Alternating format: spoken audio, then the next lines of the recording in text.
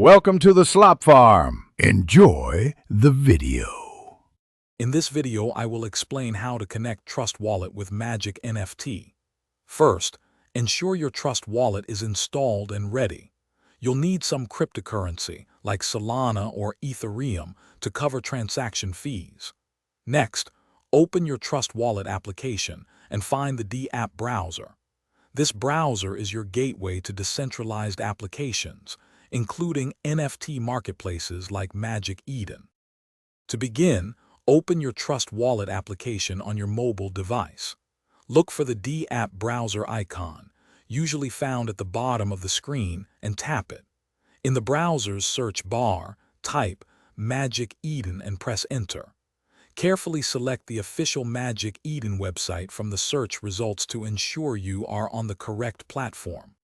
Once on the Magic Eden website, locate the Connect Wallet button, typically in the top right corner. Tap this button and select Wallet Connect from the available options. Your Trust Wallet will then prompt you to confirm the connection.